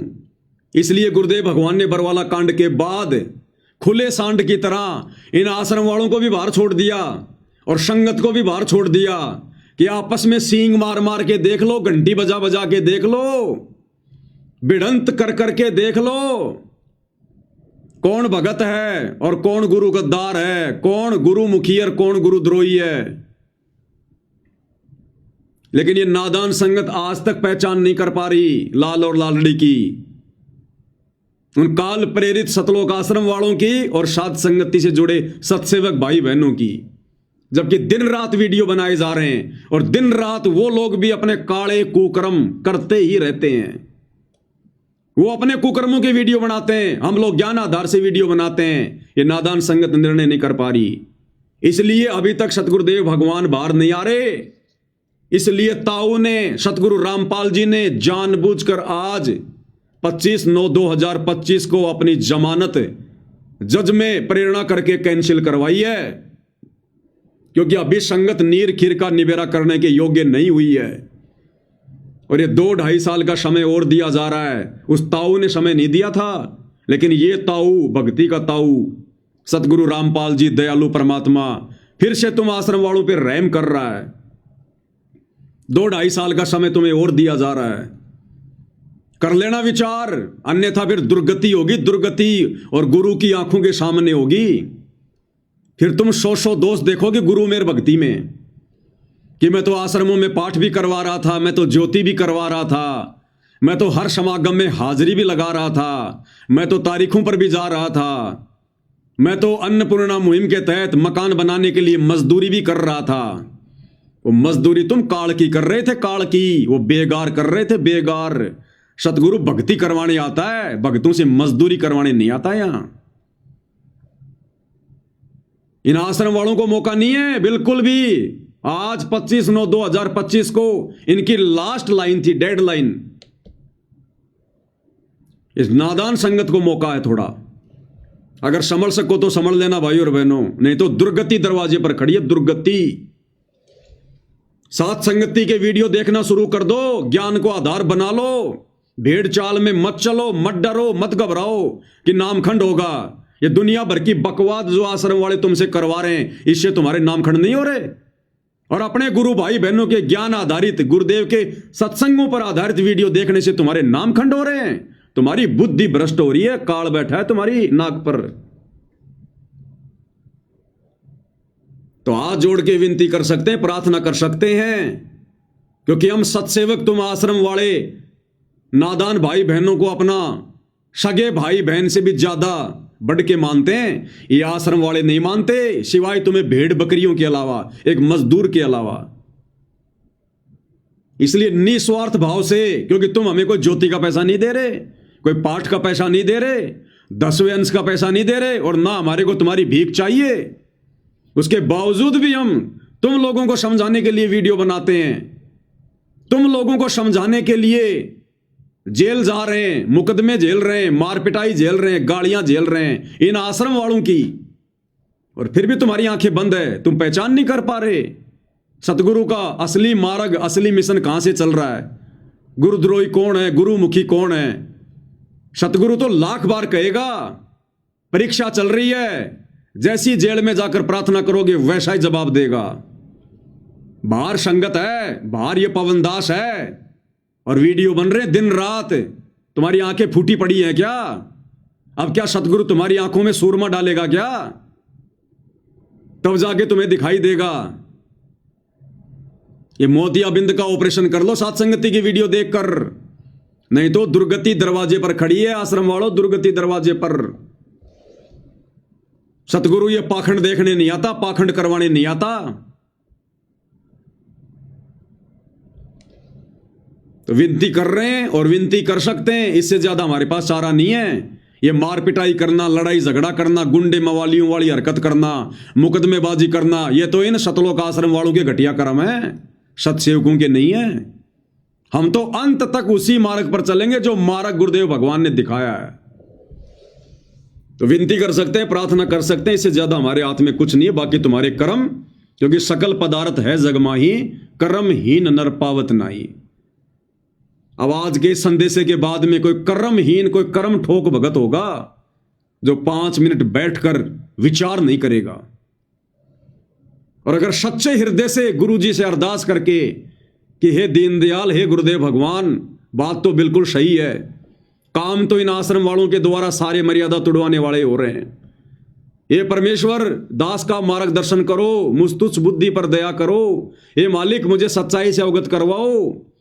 अगर सच्चे हृदय से, सच्ची नीयत से, नीर खीर का निवेरा करने की दृष्टि से अगर गुरुदेव भगवान के पास में 5 मिनट बैठकर भी चिंतन करोगे, अरदास करोगे, परमात्मा तुम्हें रास्ता दिखाएगा।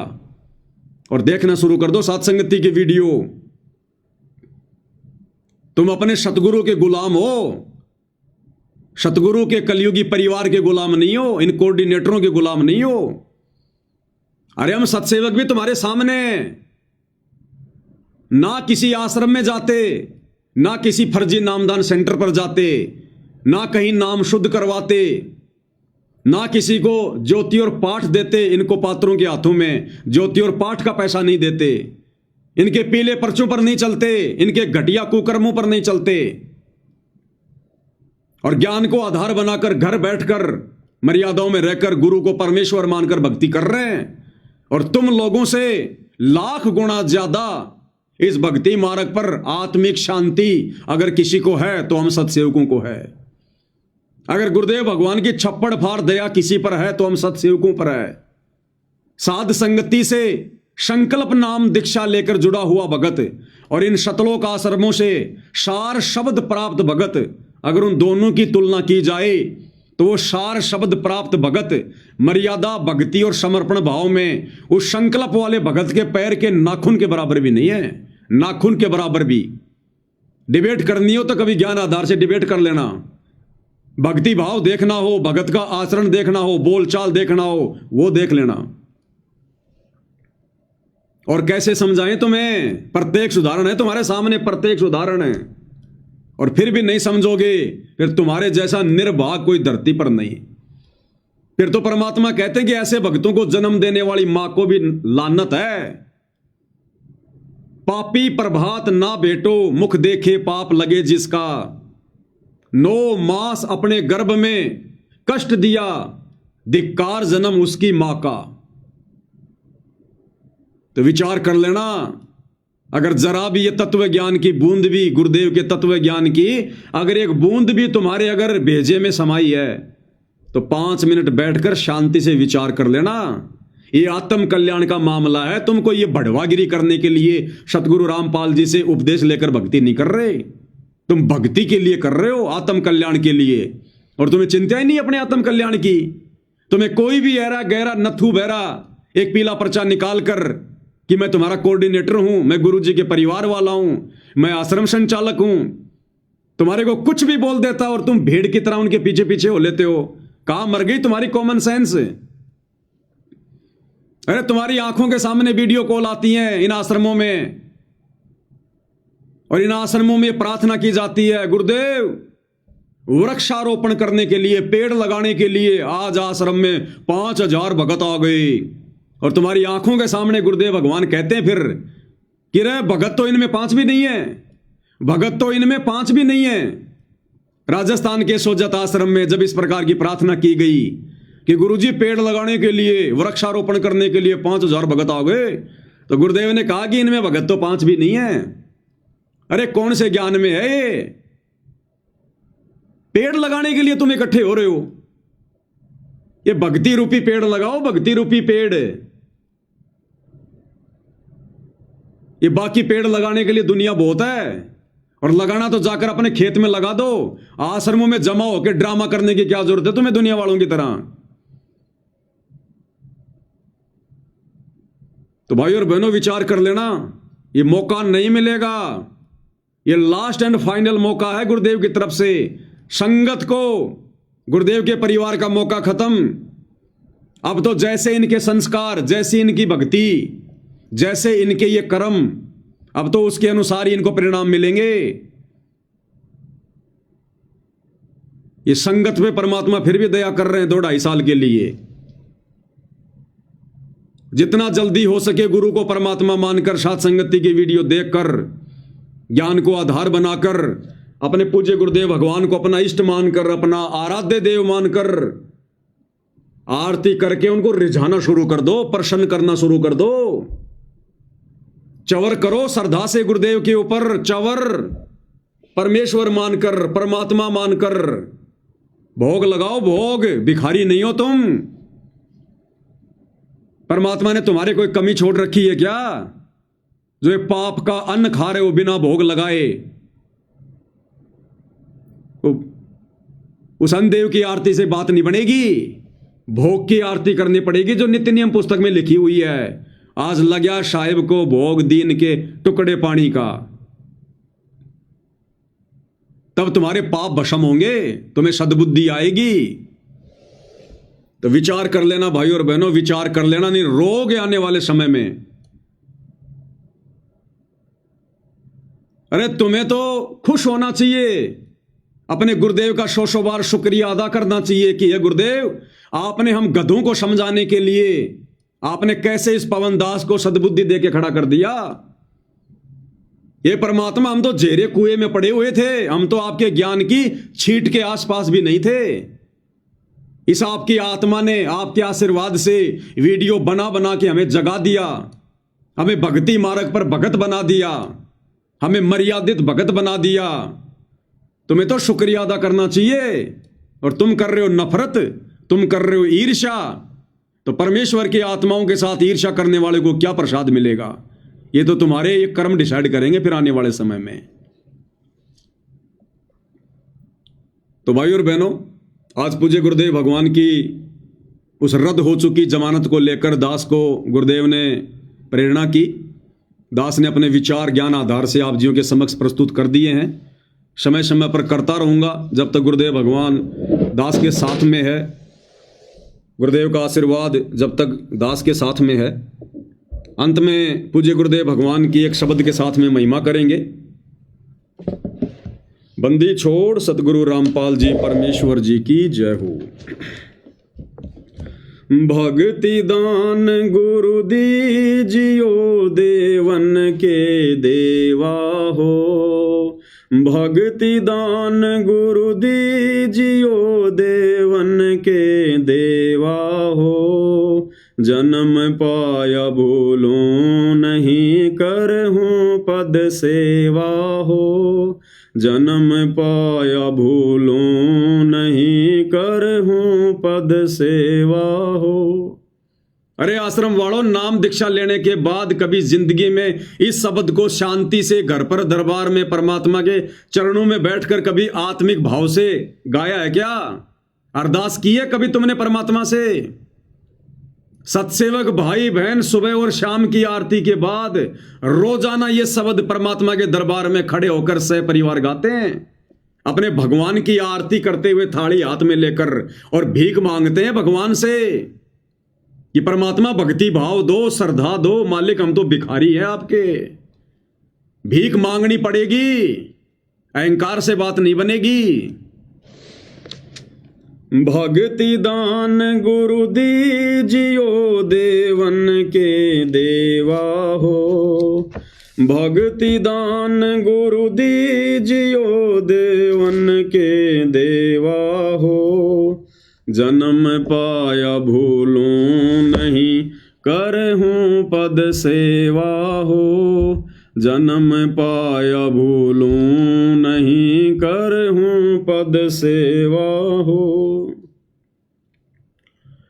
तीर्थ व्रत मैं नहीं करूं ना मंदिर पूजा हो, तीर्थ व्रत मैं नहीं करूं ना मंदिर पूजा हो, मनसा वाचा कर्मणा मोहे और न दूजा हो, मनसा वाचा कर्मणा मोहे और न दूजा हो, भक्ति दान गुरु दीजियो देवन के देवा हो, भक्ति दान गुरु दीजियो देवन के देवा हो, जन्म पाया भूलों नहीं करहूं पद सेवा हो।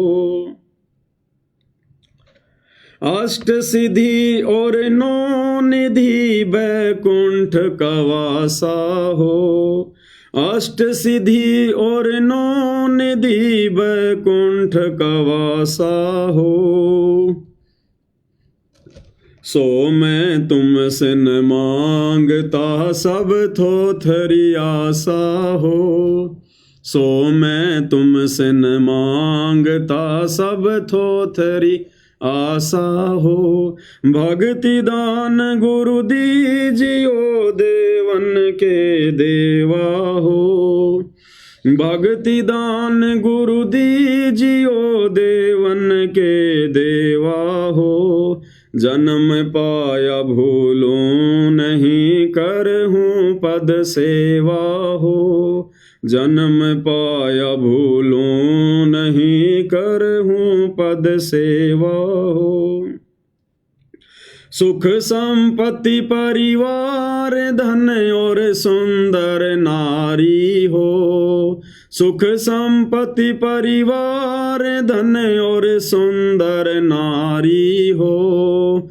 सपन में इच्छा नहीं करूं गुरु आण तुम्हारी हो, सपन में इच्छा नहीं करूं गुरु आण तुम्हारी हो, भक्ति दान गुरु दीजियो देवन के देवा हो, भक्ति दान गुरु दीजियो देवन के देवा हो, जन्म पाया भूलूं नहीं करहूं पद सेवा हो, जन्म पाया भूलूं नहीं करहूं पद सेवा। इसमें भाई और बहनों एक लाइन है, क्योंकि आज नेपाल से कमला बहन का फ़ोन आया था, तो बहन ने थोड़ा समाधान चाहा है कि भगत जी ये जो शब्द हम गाते हैं सभी सत्सेवक भाई बहन सुबह और शाम की आरती के बाद में गुरुदेव के दरबार में उनकी 5 दीपक वाली आरती के साथ आरती उतारते हुए, तो इसमें हम कहते हैं कि सुख संपत्ति परिवार धन और सुंदर नारी हो। तो भगत जी हम जो बहनें हैं, कि हम बहनों ने भी यही बोलना है कि सुख संपत्ति परिवार धन और सुंदर नारी हो? क्या हम ये नहीं बोल सकते कि सुंदर व्यक्ति हो या सुंदर पुरुष हो? देखो बहन जी, कुछ शब्द ऐसे हैं, उन शब्दों को हमने एज इट इज ही बोलना होता है, उसी हिसाब से। हमारे भाव तो परमात्मा जानते ही हैं अगर कोई माता बहन अगर ये शब्द गाएगी कि सुंदर नारी हो, तो मालिक तो अंतर्यामी है ना, हम तो उनके समक्ष खड़े होकर विनती कर रहे हैं ना। तो माता बहनों तो जो माता बहनें हैं वो तो उनका जो भाव होगा वो तो जो है वो पुरुष को लेकर होगा कि मैं शौपन में भी कोई पुरुष की इच्छा नहीं करूंगी। आपका ज्ञान समझ में आने के बाद हे परमेश्वर आत्म कल्याण के लिए मैं शौपन में भी रमैनी करने की नहीं सोचूंगी, नहीं सोचूंगा, शौपन में भी स्त्री के विषय में नहीं सोचूंगा। आपका ये ज्ञान समझ में आने के बाद, उससे पहले जिसकी हो गई हो तो हो गई हो, और उससे पहले जिसकी शादी रमैनी हो चुकी है, और अब यदि उसको ये बात समझ में आ गई है कि कामी क्रोधी लालची इनसे भक्ति न होए, भक्ति करे कोई शूरमा जात वर्ण कुल खोए, और विषय वासनाओं में रत भगत को तो परमात्मा ने कामी कीड़ा बताया। कामी कीड़ा नरक का।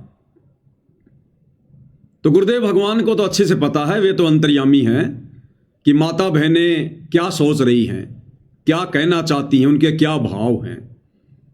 क्योंकि देखो बहन, अगर हम सभी इसी प्रकार से, क्योंकि हर शब्दों में कहीं न कहीं बहुत सारी बातें ऐसी हैं, अगर हम हर शब्द में चेंज करने लग गए तो जब हम भगत भाई बहन आने वाले समय में हम कभी इकट्ठा होंगे और मिलकर गुरु की महिमा करेंगे, तो किसी के सुर क्या होंगे, किसी के सुर क्या होंगे, तो सतगुरु की महिमा में फिर विघ्न पड़ेगा। तो गुरु अंतर्यामी है, हमारे भाव को अच्छे से वो समझ रहे हैं।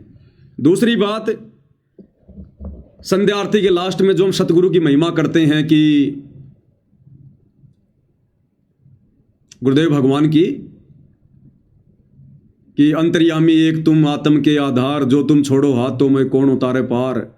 और फिर हम शब्द गाते हैं कि मेरे गुरुदेव भगवान दियो काट काल की फांसी। इसमें अंतिम चौपाई से पहले एक चौपाई आती है, जिस चौपाई को हम सत्सेवक भाई बहन नहीं बोलते हैं, और पूज्य गुरुदेव भगवान उसको बोलते हैं। और क्या कहते हैं कि उसमें परमात्मा कहते हैं कि तुम्हें कहाँ ढूंढ के लाऊं, मैं तड़प तड़प रह जाऊं। तुम्हें कहाँ ढूंढ के लाऊं, मैं तड़प तड़प रह जाऊं।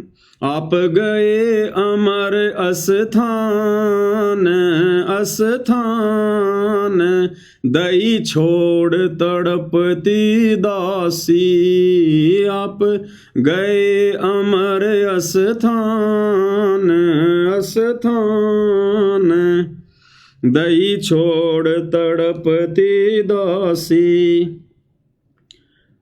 तो हमारे गुरुदेव भगवान ना तो कोई दास है ना कोई दासी है।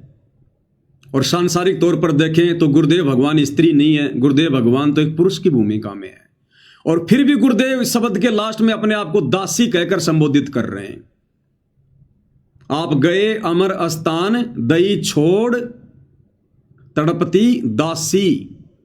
अब कोई कहे कि गुरुदेव भगवान ने तो दास बोलना चाहिए, दासी क्यों बोल रहे हैं? क्योंकि यहां पर आत्मा की तरफ से संबोधन किया जाता है। आत्मा की तरफ से हमें सिखा रहे हैं गुरुदेव भगवान कि हमने आत्मा से आरती करनी है। और आत्मा ना कोई स्त्री होती है ना कोई पुरुष होती है। आत्मा तो गुरुदेव ने बताया वो तो पुल्लिंग है, पुल्लिंग। तो इसी प्रकार माता बहनें जो शब्द गाती हैं कि सुख संपत्ति परिवार धन और सुंदर नारी हो, सपने में इच्छा नहीं करूं गुरुआन तुम्हारी हो, तो माता बहनों ने वहां पर नारी शब्द का ही प्रयोग जो है वो करना है। और गुरुदेव भगवान ये वाणी इसलिए बोलते हैं भाई और बहनों, क्योंकि गुरुदेव भगवान ने 12वें पंथ में आकर और एक मुंह बोला गुरु धारण किया था। तो 12वें पंथ की जो आत्मा है, गुरुदेव ने उसके अनुसार ही भूमिका करनी है। और 12 पंथों में कभी भी गुरु को परमात्मा नहीं माना, किसी ने ना माना जाता है। इसलिए गुरुदेव भगवान ने कहा है, अपने मुंह बोले गुरुदेव भगवान की स्तुति करते हुए, क्या कहा है कि तुम्हें कहां ढूंढ के ले आऊं, मैं तड़प तड़प रह जाऊं। अब भाई अगर गुरु भगवान है, गुरु अगर परमात्मा है, तो परमात्मा को ढूंढने की क्या जरूरत है? परमात्मा को ढूंढने की कहां जरूरत है? और भगत ने ये तत्व ज्ञान होने के बाद में फिर भगत ने तड़पने की क्या जरूरत है? कल को गुरुदेव भगवान यहां से जाएंगे, सतलोक वापस जाएंगे, तो हम तड़पेंगे? फिर धिक्कार हमारे ज्ञान को। इसका मतलब हमें ज्ञान ही पूरा नहीं हुआ जो हम ये सोचकर हम तड़प रहे हैं, चिंतित हो रहे हैं कि गुरु जी गए, अब हम मेरा मोक्ष कैसे होगा।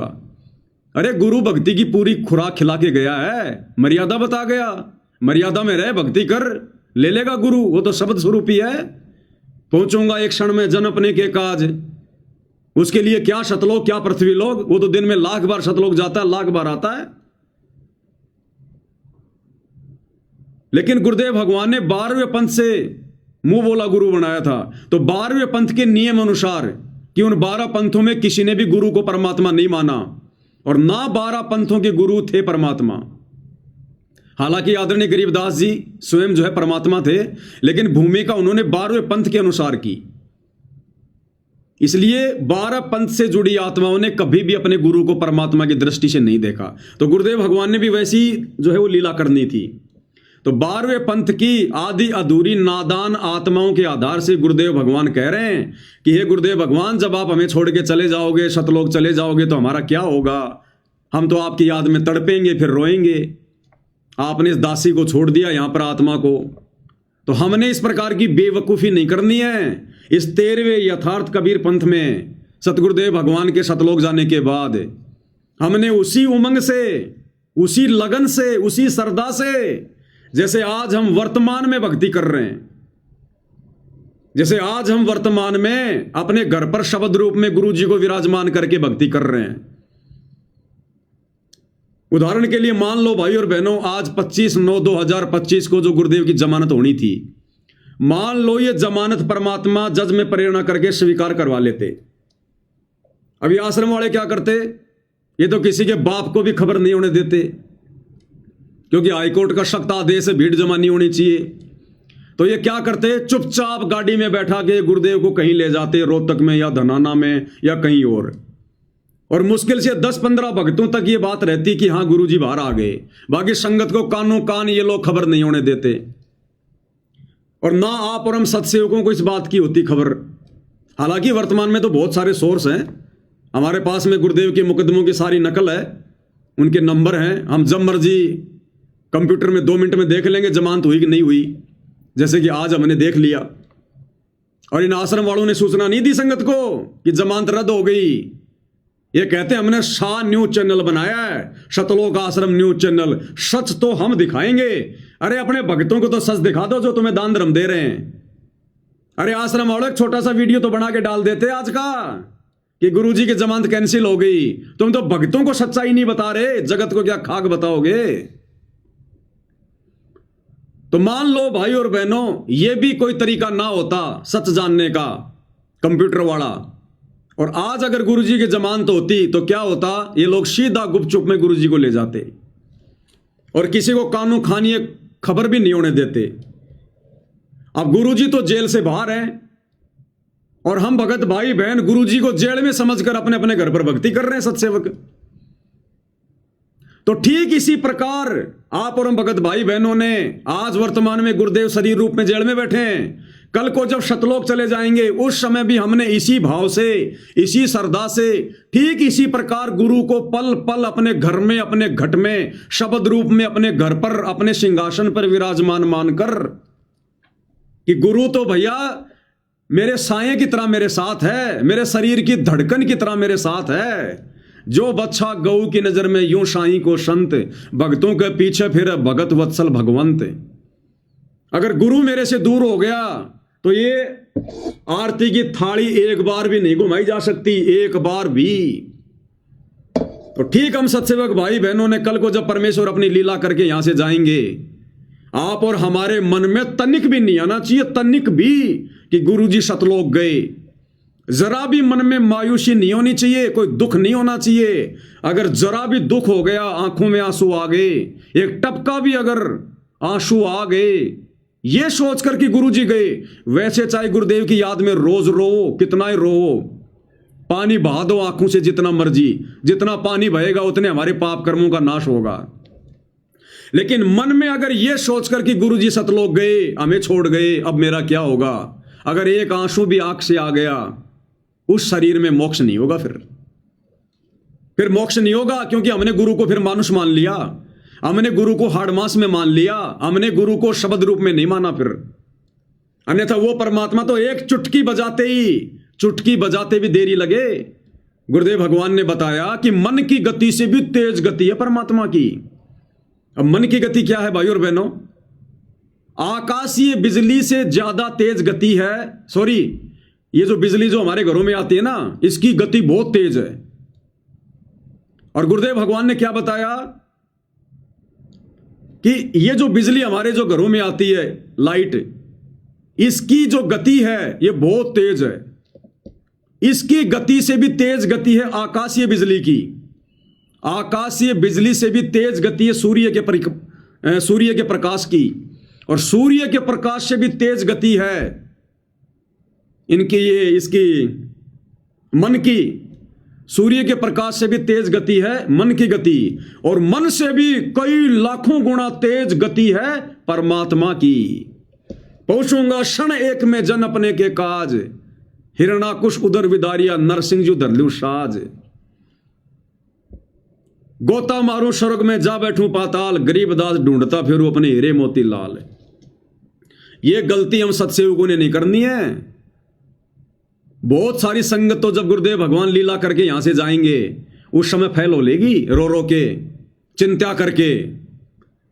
ये सारे फॉर्मूले परमात्मा पहले तुम लोगों की नजरों में निकलवा रहे हैं।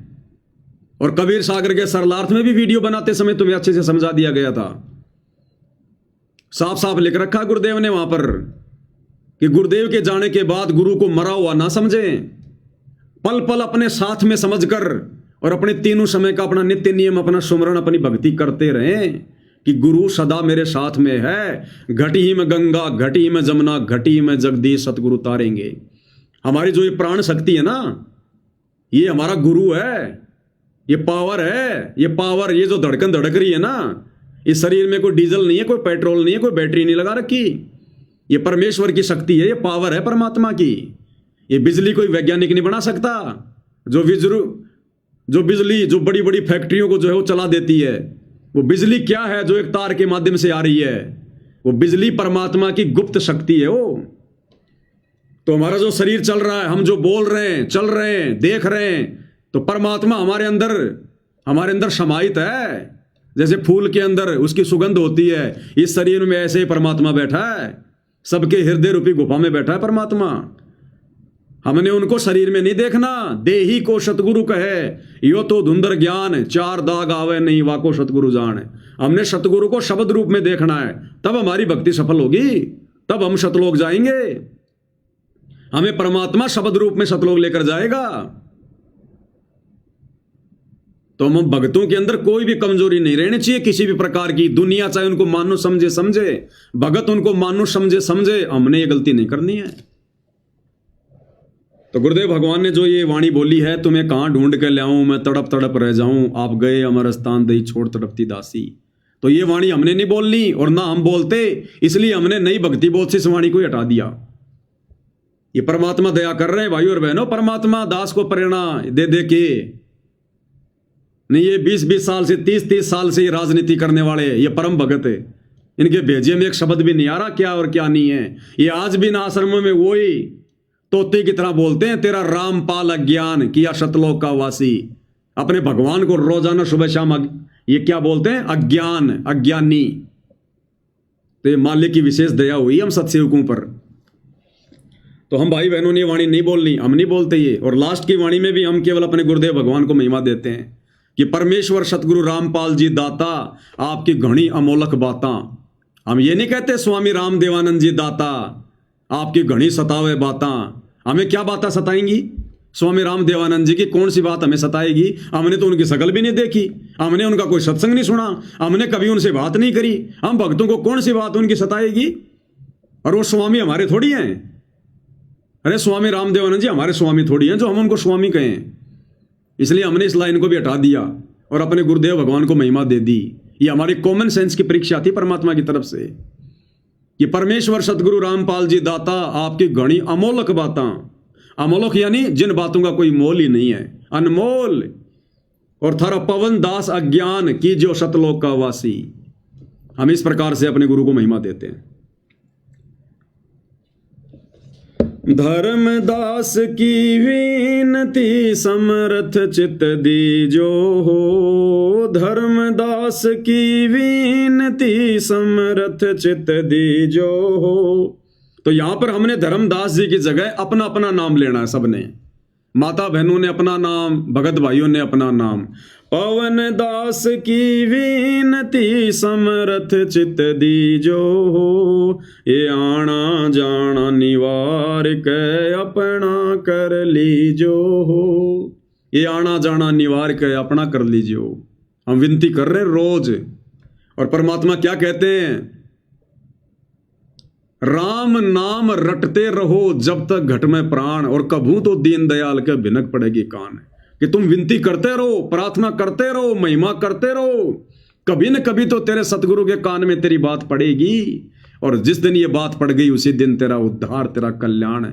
हालांकि सतगुरु तो रोज ही सुन रहे हैं, उनके कानों में तो रोज ही पड़ रही है, लेकिन जिस दिन परमात्मा हमारे को अंदर से देख लेगा कि अब ये आत्मा से, हृदय से, इस काल के कष्टों से दुखी होकर, परेशान होकर इस नकली 21 ब्रह्मांड को खोखा पुरुष समझकर हृदय से प्रार्थना कर रहा मोक्ष के लिए, ये नहीं रहना चाहता इस गंदे लोक में। जिस दिन वो प्रार्थना परमात्मा सुनेगा हमारे हृदय से निकली हुई, कहते हैं उसी दिन परमात्मा पार कर देगा यहां से। उसी दिन तुम कर दो पल में पार हो जा रजा थारी। तो वो प्रार्थना भी भाइयों और बहनों इसी प्रकार से निकलेगी जब हम रोजाना अपने गुरुदेव भगवान से विनती करेंगे, प्रार्थना करेंगे। एक दिन की प्रार्थना में नहीं बनती वो तड़प, वो कशक है। तो परमात्मा हमसे अभ्यास करवा रहे हैं। तो भाई और बहनों, पूज्य गुरुदेव भगवान की बहुत बड़ी मेहर, बहुत बड़ी रजा हम सभी सत्सेवक भाई बहनों पर। हमने किसी भी हाल में अपने विश्वास को नहीं तोड़ना है, डगमग नहीं होने देना है। और आज हमारे विश्वास की जीत हुई है, हमारे विश्वास की, क्योंकि गुरुदेव भगवान को, अंतर्यामी को अच्छे से पता था कि जिन आत्माओं को मैंने तैयार किया है शतलोक से, शतलोक के लिए, सतयुग से लेकर वर्तमान समय तक, जो मेरे हीरे मोतीलाल है, मेरी विशेष आत्मा है, मेरे सत्सेवक बच्चे हैं, अंतर्यामी ने देख लिया कि उन्होंने ज्ञान आधार से अपना निर्णय पहले कर लिया है कि अगर गुरुदेव इन आश्रमों में आएंगे, इन आश्रम वालों के इसी प्रकार के विचारों के रहते सहते, तो वो सत्सेवक बच्चे इन आश्रमों में नहीं आने वाले।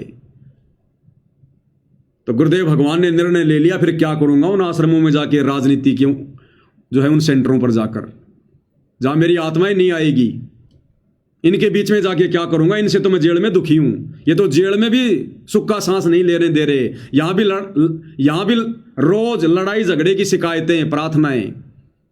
तो गुरुदेव भगवान ने यदि जमानत कैंसिल करवाई है अपने सत्सेवक बच्चों को और ज्यादा भक्ति में आगे बढ़ता हुआ देखने के लिए, दृढ़ करने के लिए, और इन आश्रम वालों को एक मौका देने के लिए कि नालायकों सुधर जाओ, नहीं तो खून के आंसू रोगे फिर आने वाले समय में। तो भाई और बहनों, पूज्य गुरुदेव भगवान के आशीर्वाद से आज की सतगुरु महिमा में केवल इतना ही। परमात्मा हम सबका मार्गदर्शन करें, हमें सद्बुद्धि दें, गुरुदेव भगवान हमें आशीर्वाद दें, इसी प्रकार भक्ति मार्ग पर आगे बढ़ने के लिए प्रेरित करते रहें। तो आज यही अपने शब्दों को विराम देते हैं।